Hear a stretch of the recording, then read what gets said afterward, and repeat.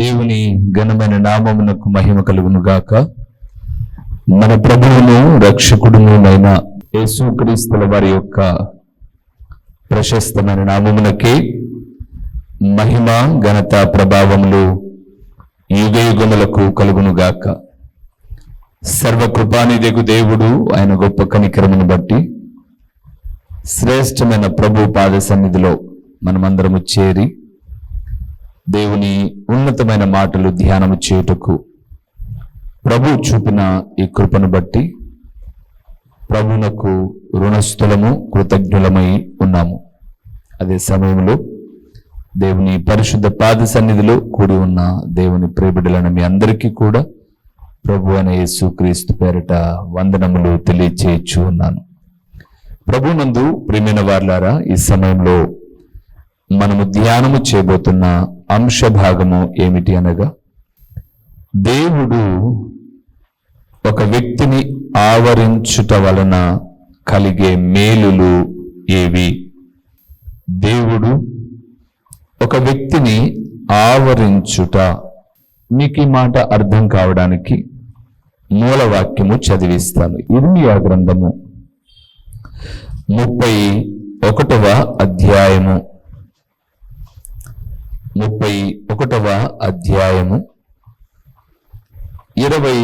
22వ వచనములో, ఇర్మియా గ్రంథము 31:22 వచనములో ఆవరించుటను గూర్చిన ఒక వివరణ ఉంది. అది చూద్దాం.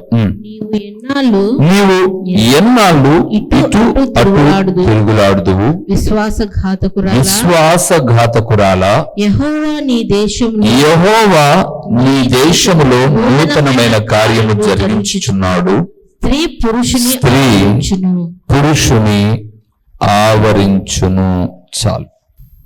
అక్కడ ఆయన మాట్లాడుతూ అన్నాడు, విశ్వాసఘాతకురాల, ఎన్నాళ్ళు ఒక స్థిరమైనటువంటి బుద్ధి లేకోకుండా, స్థిరత్వం లేకోకుండా తిరుగులాడుతావు అక్కడ ఇక్కడ.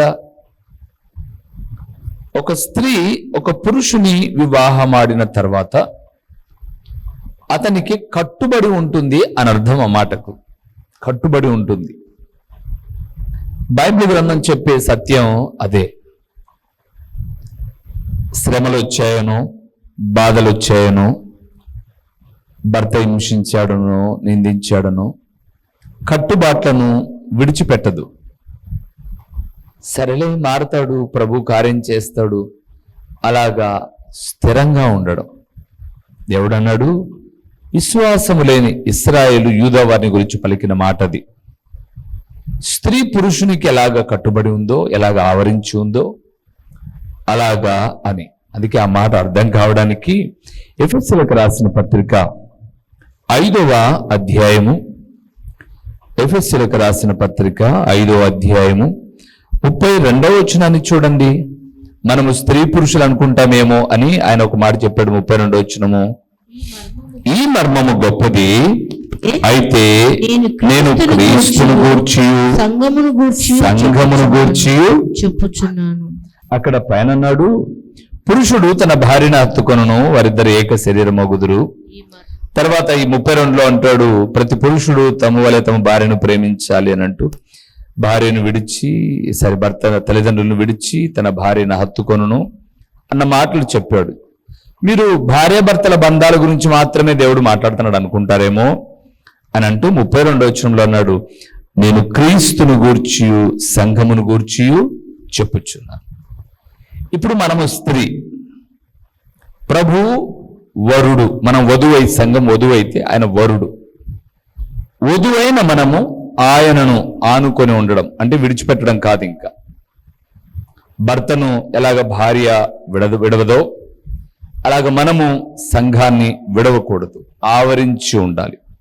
ఒకవేళ దేవుడే మనల్ని ఆవరించి ఉంటే ఇంకేం మేలు కలుగుతాయి? అవే ఇప్పుడు మనం చూడబోతున్నాం. మొదటి విషయానికి వద్దాం. 139వ కీర్తన 5వ వచనాన్ని మనము చదువుకుందాం. కీర్తనల గ్రంథం 139:5 వచనం. వెనుకను ముందును ముందును నీవు నన్ను ఆవరించి ఉన్నావు. నీ చెయ్యి నా మీద ఉంచి ఉన్నావు. చాలు. ప్రభువునందు ప్రియులారా, దేవుడు ఆవరించుట వలన కలిగే మేలులు ఏమిటి అనంటే, మన దేవుడు మన ముందు వెనుక నడిచేవాడు. మన ముందు మన వెనుక. అది దేవునికి మాత్రమే సాధ్యం. ఒకవేళ భార్యాభర్తలు ఇద్దరు నడుచుకుంటూ వెళ్తున్నారనుకోండి, భర్త ముందు వెళ్తే భార్య వెనక అనుకుందాం, లేదా భార్య ముందు వెళ్తే భర్త వెనక అనుకుందాం. ఇప్పుడు వెనకున్న భార్య వెనక మరలా భర్త ఉండడు ఇంకా. కానీ దేవుని గొప్పతనం ఏంటంటే, ఆయన అంతటా ఉన్నవాడు, సర్వకృపానిధి దేవుడు కాబట్టి ఆయన వెనుకను ముందును మనలను ఆవరించి ఉండేవాడు. వెనక ముందు ఉండడం అంటే అది కూడా మనకు అర్థం కావడానికి కొన్ని విషయాలు మీకు నేను జ్ఞాపకం చేస్తాను. మొదటిది, అందులో సబ్ పాయింట్, ద్వితీయోపదేశకాండము 32వ అధ్యాయము 10వ వచనాన్ని చూద్దాం. వెనక ముందు ఉండడం అంటే ఏంటో 32:10 వచనం. అరణ్య ప్రదేశములోను భీకర ధ్వని గల పాడైన ఎడారిలోను వాని కనుగొని ఆవరించి పరామర్శించి తన కనుపాపను వలె వాని కాపాడేదను. మొదటిది ప్రియులారా, అందులోనే ఆయన అంటున్నాడు, కనుపాప వలె కాపాడము అనంటే ఆవరించిన దేవుడు నేనున్నా నీకు అని ఆదరణగా మాట్లాడడం. అందుకే అక్కడ మనం చూసామా, చాలా చక్కటి మాటలు 10వ వచనంలో, భీకర ధ్వని గల పాడైన ఎడారిలో వాని కనుగొని ఆవరించి పరామర్శించి తను కనుపాపను వలె వాని కాపాడదు. దేవుడు ఉండుట వలన గొప్ప ఆదరణ, ఆయన ఆవరించుట వలన గొప్ప ఆదరణ. అవును, మీరు ఆలోచన చేసి చూడండి. ఓరుడైన దేవుడు వద్దు, తండ్రి అయిన దేవుడు తన బిడ్డలతో ఉన్నాడు అనంటే అది అరణ్యమైన భీకర ధ్వనిగల ఎడారి అయినా పిల్లలు భయపడతారా? భయపడరు. ఏరా అక్కడ నడుచుకుంటూ వచ్చా, నీకు భయం? నాకేం భయం, మా నాన్న ఉన్నాడు. నాకేం భయం, మా అమ్మ ఉంది. ఇంట్లో ఒకరే ఉన్నారు, పిల్లలు ఒకరే ఉన్నారు, నాన్న ఉన్నాడు అనుకోండి, అమ్మ ఉన్నాడు అనుకోండి, కరెంటు పోయినా భయంలా, ఇంకొక బాధ అయినా భయములా. అంటే తండ్రి వలె ఆయన ఆవరించుట వలన నేనున్నాను అనే ఒక భరోసా. ప్రభువునందు ప్రియమైనటువంటి వారులారా, ఆయన మాత్రమే నడిపించే తండ్రి అని మనకు కనిపిస్తుంది అని అర్థం. అందుకే తండ్రి వలె ఆయన దగ్గరుండి ఆవరించి నడిపించే దేవుడు. ఆయన ఆవరించుట వలన ఆయన ఉన్నాను అని చెబితే, ఇప్పుడు కీర్తనల గ్రంథానికి వద్దాం. 32వ కీర్తన, కీర్తనల గ్రంథము 32వ కీర్తన 7వ వచనాన్ని ఒకసారి మనం చూద్దాం. 7వ వచనం, 32:7వ వచనం. నా దాగుచోటు నీవే, శ్రమలో నుండి నీవు నన్ను రక్షించదవు. చూసారా, విమోచన గానములతో నీవు నన్ను ఆవరించదు. అవును ప్రియులారా, దేవుడు ఆవరించుట వలన నేనున్నా తండ్రిగా అని ఆదరణిస్తాడు. రెండవది, ఆయన ఆవరించుట వలన విమోచన గానములు, అంటే సంతోషభరితమైనటువంటి గానములతో దేవుడు మనలను సమీపించినప్పుడు, లేదా ఆయన మనలో ఉన్నప్పుడు ఉత్సాహంగా మనం ముందుకు వెళ్తాము అని. అందుకే మీరు గమనించండి, చాలా మంది మందిరానికి వచ్చిన తర్వాత ఏదో దిగులు చేస్తున్నట్టు, బాధపడుతున్నట్లు, లేకపోతే ఎక్కడో పక్కన చూస్తున్నట్టు, సంబంధమే లేనట్టు కూర్చొని వెళ్ళిపోతారు. కానీ కొందరు చూడండి, వచ్చిన తర్వాత ప్రతి పాటలో ఉన్న ప్రతి మాట ద్వారా ప్రభువును మహిమపరుస్తూ ఆనందిస్తారు. ప్రతి పాట. మీరు నమ్మండి, నమ్మకపోండి, ఒక సత్యము నేను జ్ఞాపకం చేస్తాను ప్రియులారా. కొన్ని పాటలలోని మాటలు మనం తలపోసుకుంటూ ఉన్నప్పుడు ఆయన మనలను ఆవరించి ఉన్నది నిజమైతే తెలియకుండగానే కళ్ళల్లో కన్నీళ్లు వచ్చేస్తాయి. ఎంత ప్రేమ ప్రభువా నీవు నా మీద చూపినది అని ఆ ప్రేమను తలపోసుకొని కన్నీరు కారుస్తాం. దాన్ని విమోచన గానములు అంటారు. కన్నీళ్ళు ఎలా కారుస్తామన్నా అంటారా? ఆవరించుట వలన. కీర్తనల గ్రంథం ఒక మాట చూడండి, 126వ కీర్తన, 126వ కీర్తన 2వ వచనాన్ని ఒకసారి మనం చూద్దామా? 2వ వచనాన్ని మనం చూద్దాం. 126 మొదటి 2 వచనాలు. సియోనుకు తిరిగి వచ్చిన వారిని యెహోవా చెరలో నుండి రప్పించినప్పుడు మనము కనిన వారి వలె నుంటిమి. మన నోటి నిండా నవ్వు ఉండెను, మన నాలుక ఆనందగానముతో నిండి ఉండెను. అప్పుడు యెహోవా గొప్ప కార్యములు చేసెనని అన్ని జనులు చెప్పుకొందురు. 5, 6 వచనాలు చూస్తే కన్నీళ్లు విడుచుచు విత్తువారు సంతోష గానముతో పంట చాలు ప్రియులారా. ఆయన ఆవరించుట వల్ల నేనున్నా అని చెప్పడమే కాదు విమోచన గానాలతో నడిపిస్తాడు. ఆవరించినప్పుడు లోపాలు లేని విశ్వాసముతో కూడా నడిపిస్తాడు అని 89-8 వచనాల్లో మనం చూస్తాం. సో మొదటిది, దేవుడు మనల్ని ఆవరించటం వలన మన ముందు మన వెనక ఆయన ఉంటాడు. ఎలాగో ఉంటాడంటే తండ్రిలాగా నేనున్నానని చెప్తాడు, ఆదరిస్తాడు. విమోచన గానాలు మన నోటి వెంట వచ్చినట్లుగా చేస్తాడు. రెండవది, ఆయన ఎలాగ ఆవరిస్తాడో చూద్దామా? 32వ కీర్తన 10వ వచనాన్ని ఒకసారి మనం చూద్దాం, ఎలాగ ఆవరిస్తాడో. 32వ కీర్తన 10వ వచనము. భక్తిహీనులకు అనేక వేదనలు కలుగుచున్నవి. ఆ మాట చూడండి, యెహోవా యందు నమ్మిక ఉంచువానిని కృప ఆవరించుచున్నది. చాలు. ప్రభునందు ప్రియమైన వారలారా, మొదటిది దేవుడు మన ముందు వెనక ఉండడం ఆవరించుట వలన అనగా, రెండవది ఆయన కృపచేత మనలను ఆవరించడం. కృపచేత. కృప ఏం చేస్తుంది అని అంటే, మీరు అపోస్తల కార్యము 4వ అధ్యాయం 33వ వచనం వెళ్ళినప్పుడు, దైవ కృప శిష్యులకు అధికముగా ఉండుట వల్ల శ్రమలను వాళ్ళు ఏం చేయలే, లెక్క చేయలే. 4వ అధ్యాయంలో శిష్యులను బెత్తాలతో కొట్టారండి, యేసును గూర్చి ప్రకటించకూడదని ఆజ్ఞ ఇచ్చారండి. కానీ వాళ్ళు అంటారు, దైవ కృప అధికముగా ఉండుట చేత అంటారు, మేము ఆ నామము కొరకు అవమానం కాదు, ప్రాణాన్నైనా మేము పోగొట్టుకుంటాం, కానీ ఆ కృపామయుడైన దేవుని మాత్రం మేము పోగొట్టుకోము అన్నాడు. అంత మాత్రమే కాకుండా కృపణ గురించి మనం మాట్లాడుకోవాల్సి వస్తే, అపోస్తల కార్యములు 6వ అధ్యాయం 8వ వచనములో అక్కడున్న జన సమూహం అంతా క్రీస్తుకు విరోధముగా పోగై మాట్లాడుతున్నప్పుడు స్టెఫెను దైవ కృపతో నిండుకొనిన వాడై దేవుని యొక్క గొప్పతనాన్ని బహాటంగా చెప్పాడు. చెప్పినందుకు రాళ్లతో రువ్వి చంపుతున్నప్పుడు దైవ కృప కలిగిన స్టెఫెన్ అంటాడు, తండ్రి, వీరు చేయుచున్నది వీరికి తెలియదు కాబట్టి వీరిని క్షమించు అన్నాడు. ఈ మాట బైబిల్ గ్రంథంలో మన ప్రభు అయిన యేసుక్రీస్తు తర్వాత మాట్లాడింది స్టెఫెను గారే.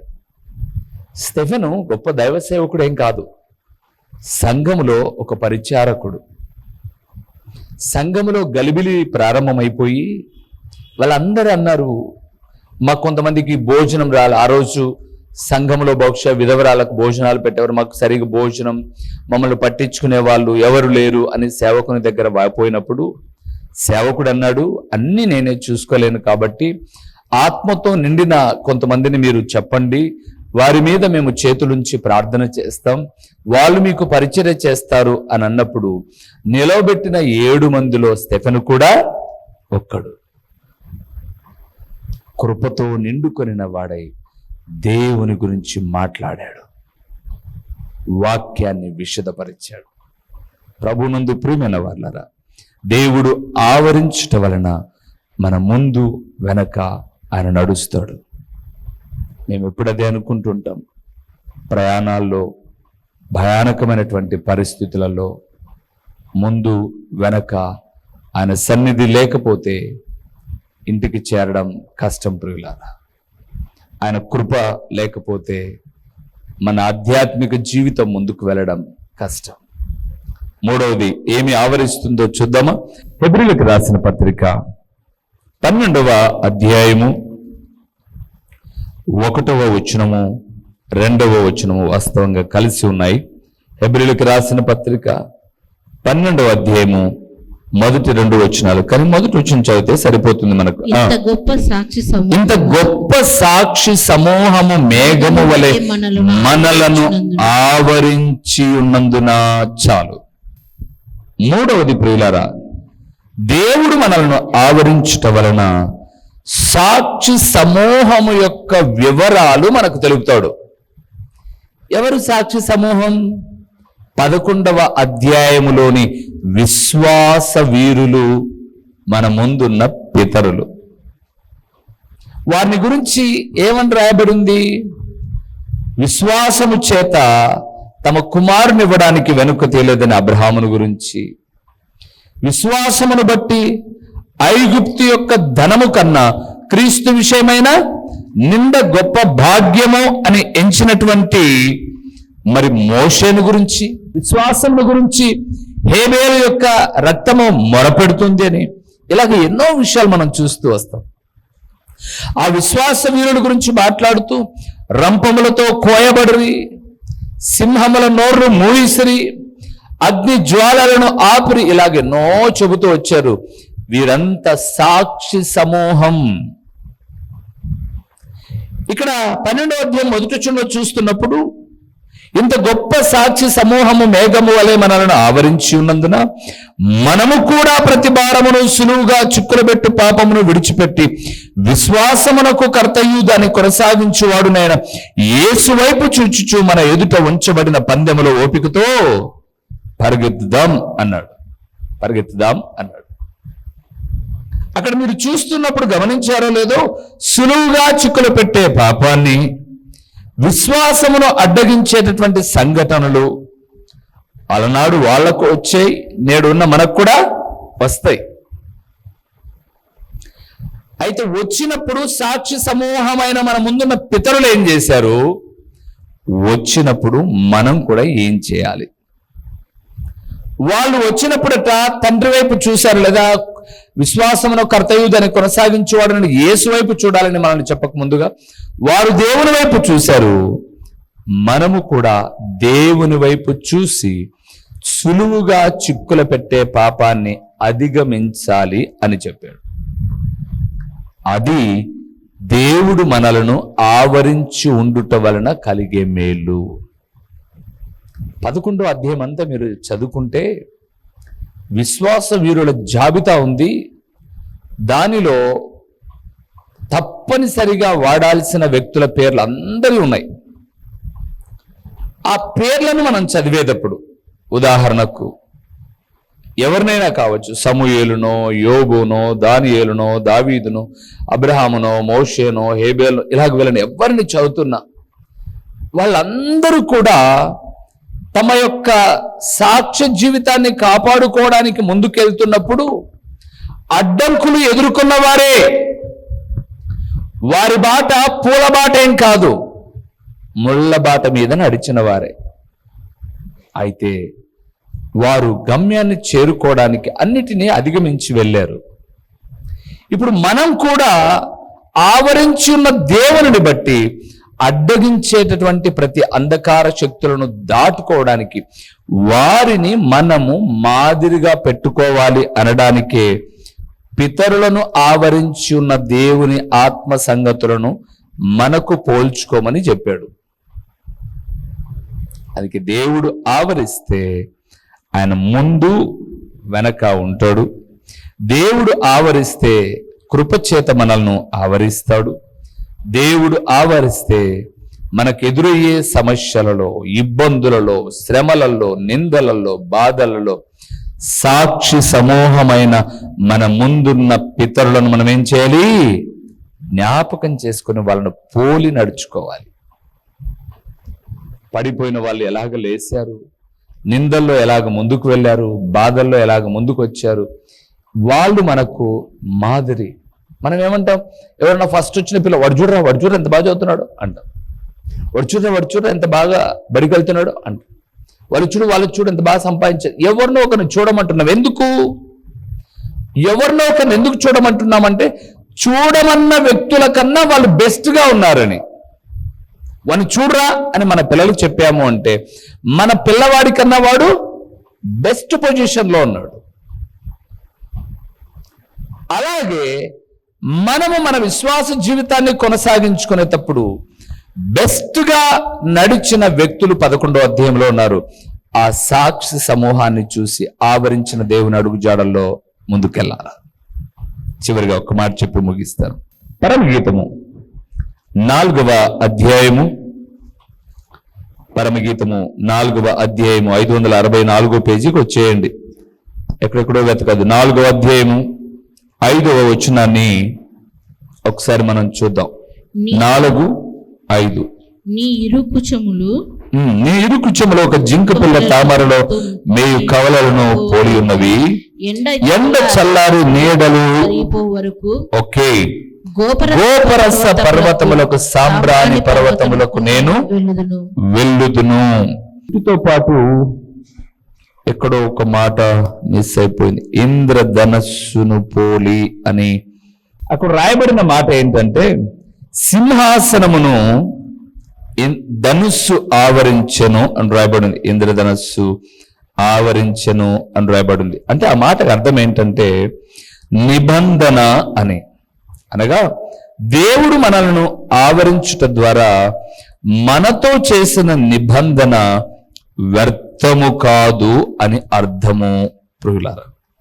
కాబట్టి ఈ మాటలు మనము ధ్యానం చేస్తున్నప్పుడు సర్వకృపానిదగు దేవుడు మనతో మాట్లాడుతున్నటువంటి మాట ఏమిటి అనంటే, మొదటిది ఆయన మనలను ఆవరించుట ద్వారా మన ముందు వెనక నడిచేవాడు. రెండవది ఆవరించుట వలన ఆయన కృప మన మీద అధికముగా ఉంచి కృపతో నిండుకొనిన వారమై గొప్ప కార్యాలను మనము చేస్తాము. మూడవది ఆవరించుట వలన సాక్షి సమూహాన్ని మనము కలిగి ఉండం. దొరికిందా? దొరకలేదా? సరే వదిలేండి, క్లివిట్ మళ్ళీ ఒకసారి చూద్దాం. వదిలేండి, దేవుని మాటలు విందాం. ఆయన అంటున్నాడు సాక్షి సమూహము వలె ఆవరించి.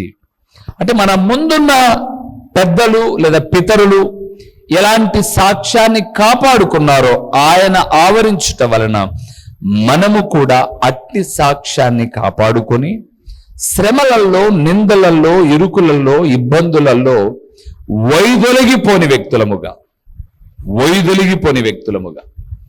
మనం వాక్యాలేమో బాగా కంఠస్థ చేస్తాం కదండి. రోమిలికి రాసిన పత్రిక 8:35 నుంచి మనం చూస్తే శ్రమైనను, హింసైనను, కరువైనను, ఉపద్రవమైనను అట్టిది మరేదైనను క్రీస్తు ప్రేమ నుండి మమ్మలను ఎడబాపు వాడు ఎవడు అంటాం. కానీ శ్రమ వచ్చిందనుకో మనంతకు మనమే పక్కకి వెళ్ళిపోతాం. అయితే దేవుడు అన్నాడు, ఒక స్త్రీని పురుషుడు ఆవరించినట్లుగా సంఘము అయినటువంటి మిమ్మలను ఆవరించిన నేను మీ ముందు వెనక ఉంటాను. నా కృప చేత మిమ్మల్ని నడిపిస్తాను. సాక్షి సమూహముగా నిలబెట్టుకుంటాను. ధనుస్సు అనగా నిబంధన చేత, చేసిన నిబంధన చేత మిమ్మలను వృద్ధిలోనికి, అభివృద్ధిలోనికి తీసుకువస్తాను. ఇవి ఆయన మనలను ఆవరించుట వలన కలిగే మేలు. కావున దేవుని ప్రియబిడ్డలారా, ఎల్లప్పుడూ నాయన నా ముందు వెనక మీ సన్నిధిని తోడుగా ఉంచండి. మీ కృపచేత నన్ను అధికమైన కృపచేత ముందుకు నడిపించండి. సాక్షి సమూహాన్ని చూసి నా విశ్వాస జీవితాన్ని కోల్పోకుండా నిబంధన చేత నేను నడిపించబడ్డానికి కృప చూపండి అని ప్రార్థన చేసుకుందాం. తలలు ఉంచి కళ్ళు మూసి తండ్రి అయిన దేవుని ఎదుట ప్రార్థన చేద్దాం.